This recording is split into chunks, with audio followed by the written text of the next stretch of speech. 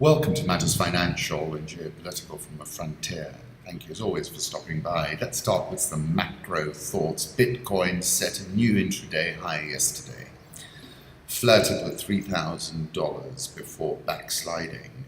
And I'm saying this on the 13th of June at the current market price. After this little correction, let's take profit on that recommendation of end December when I said it was actually 30th December, optimal portfolio.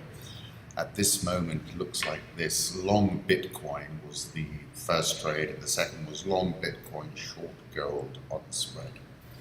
So that trade, we're going to book it, and we're going to move on. And that was an outstanding trade of close to 200% over that period.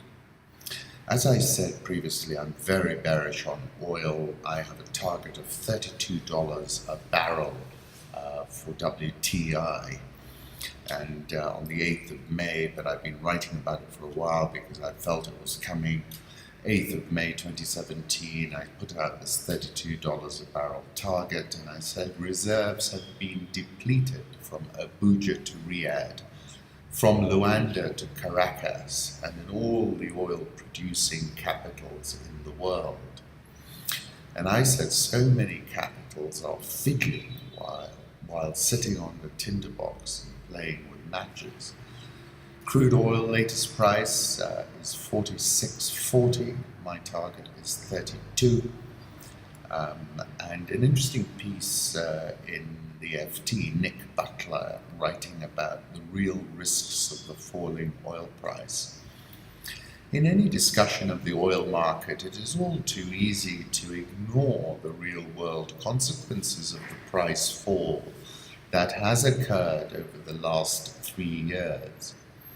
We might appreciate a small cut in the price of petrol or gasoline at the pump, even though its effect is dampened by high levels of taxation.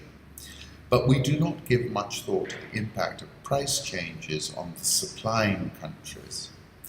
That is short-sighted because the structural shift has taken place is profoundly destabilizing and potentially very dangerous. A new note from the Energy Information Administration in the US, published last month, sets out the impact of the fall in recent prices in recent years. It is worth summarizing the data, which are expressed in real 2016 dollars. Big numbers for all the countries involved. Very few have diverse economies that can adjust quickly to the fall in the price of a crucial export commodity. Most have large dependent populations, especially of children and young people. Nigeria, for instance, has some 115 million people, amounting to 61% of its population under the age of 25. Angola, 13 million, 63% of its population.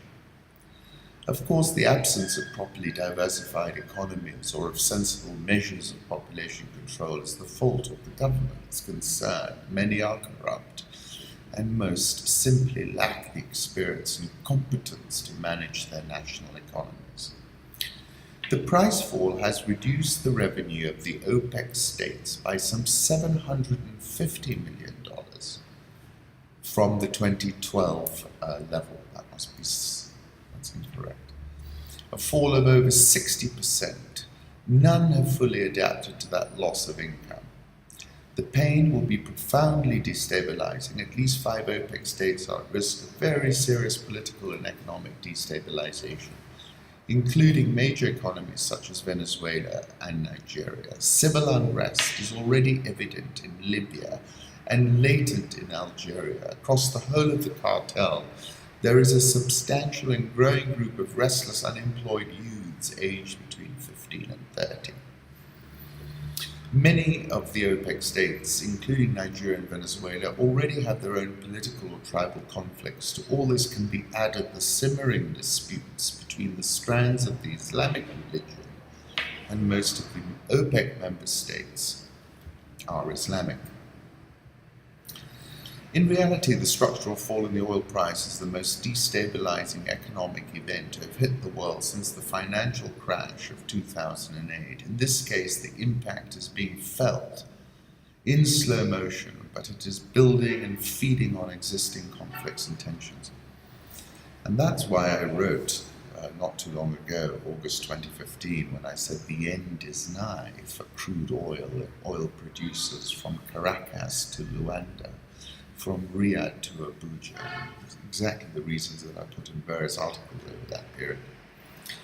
Home thoughts are like this. Pendant ce temps, la baleine blanche survole les vies de notre monde. Click on it to get the translation, but it's pretty clever. And because of that, I put this up as well. Bird caught in amber, 100 million years ago, is best ever found. New scientist Thelonious Monk recorded the soundtrack for an iconic French film. Thelonious Monk, of course, is a marvelous pianist and composer. A fantastic article in the New Yorker, the oldest human fossils ever discovered, have stories to tell. And then the further back we place ourselves in the Paleolithic, the busier the place seems to get, and the less unique we appear to have been. There is no Garden of Eden in Africa, or if there is, it's Africa, Hublin said. The Garden of Eden is the size of Africa. Political Reflections, BMZ, Bund, tapping Africa's vast potential needs improvement of framework conditions. Paolo Gentiloni, interesting point. They came to praise President Donald Trump, not focus on the controversies engulfing him. One by one, Trump's cabinet members assembled around the table spoke effusively about the president as he sat beaming, soaking it all in at the first formal gathering of his most senior officials at the White House on Monday. Really extraordinary. The lavishing of praise and adulation contrasted with the storm enveloping the president as he struggles with myriad crises, including an investigation into possible ties between his election campaign and Russian meddling in the race. On behalf of the entire senior staff around you, Mr. President, we thank you for the honor and the blessing you've given us to serve your agenda and the American people. And we're continuing to work very hard every day to accomplish those goals. Ringhs Priebus. Trump went around the table listening to his cabinet praise him. The New York Times asks, was this Washington or Pyongyang? President Trump's cabinet lavishes praise on their dear leader. Simon Sharma was more ruthless, crawling on their hands and knees to lick the boots of an idiot, every one of them an abject slave. Craven lickspittles, worthless toadies, abject couriers, supine flatterers, drooling sycophants, fawning on the heap of foulness that is 45. Simon Sharma again. Grateful to share an Iftar dinner with friends old and new to celebrate the Muslim month of Ramadan. This is Steve Mnuchin. But the interesting point about that photograph is two people to his right. You can see the UAE ambassador, whose emails have been leaked. Bloomberg Politics, no one's laughing at Labour's grassroots campaigners now. Gabriel Gatehouse, the choreography in this new French musical is very slick, and this is referencing Emmanuel Macron, who I described as saying, the arrival of a geopolitical wizard. Emmanuel Macron on the world stage in what looks like a tectonic political shift in France. Let me leave you with a photograph of London, what a hung parliament means for Brexit and the pound, asked Bloomberg Politics. Bank of Canada rate hike signal sends the loonie higher. These were comments by the Deputy Governor, Caroline Wilkins, highlighted how the nation's recovery is broadening across regions and sectors, giving policymakers reason to be encouraged. She downplayed worries about Toronto's housing market and said policymakers need to keep their eye on the future evolution of growth, not only current economic conditions, but this sent the Canadian dollar to a huge rally. Take a look at it here now. Last trading, let me double check, 132.79, and really rocketed on that news. Cost of black swan bet on falling markets hits pre-crisis low. This is interesting. Hedge funds could make 25 times their money if the S&P 500 falls 7% in a month. That seems an interesting risk-reward trade, I would have thought. Currency markets, let's take a look. Euro dollar 111.91, dollar index 97.23, Japanese yen 110.13, Swiss franc 0.9696. The pound has had a little bit of a boost, up 30 ticks, 126.89. The Australian dollar, now that sort of drove up. Oh, we're rolling over here, 0.7546 finally. India rupee 64.445. South Korean won 1128.31, Brazilian real 331.82, the Egyptian pound 18.0985, and the South African rand 12.80. Dollar index, I think I'm going to put up a 3-month chart. There's room for a trading rebound here. A lot of expectations that Fed is going to be very soft in its language. But, we've had a significant loosening of financial conditions, and I think that precludes them from being too too relaxed. Since Jeff Immelt took over as CEO at GE since September 2001, that's from Jamie at Reuters. Take a look at his underperformance. He's now stepping down. Gold 1266.36 got repelled again at that key level. Let's keep an eye on it now. The Teflon country, Turkey's economic growth unexpectedly accelerated at the start of the year to 5% year-on-year, best pace since quarter 2 2016. That's interesting. This is a photograph of Doha from the sky. My piece over the weekend was about rolling over Qatar. Take a look at what I was saying. Qatari real estate bonds became the worst performers in the Gulf after this diplomatic dispute. Why a Qatari businessman is organizing the biggest cow airlift in history. This is because of the blockade by the Saudis. I put up a photograph of the Emir of Qatar. They've been handling it quite well so far. Let's see how it goes from here. And I wrote 2 pieces, one in May 2016, that was Qatar punching beyond its size, and then I wrote something in August 2011, which was about soft power, Qatar and Al Jazeera. And Al Jazeera is definitely in the crosshairs, exactly because of the outsized soft power that it exercises. Growth in Africa to reach 3.4% in 2017, 4.3% in 2018. That's the OECD and the AFDB. Emmanuel Macron, he was meeting with African leaders, and here's with the Côte d'Ivoire president. Seychelles is still the only country on the continent to offer visa-free access to all Africans. This is a photograph that I took when we visited the Seychelles with the Afrexim Bank, and that's Hannah looking out to the beach. Tanzanian government accuses Acacia of mining gold illegally. This is now going bonkers. Tanzania's government accused Acacia Mining PLC of operating illegally in the East African country and said mining companies have been evading taxes. Acacia's shares slumped.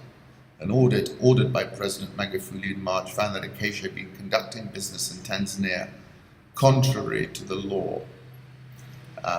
The audit covered mineral exports over the past 19 years.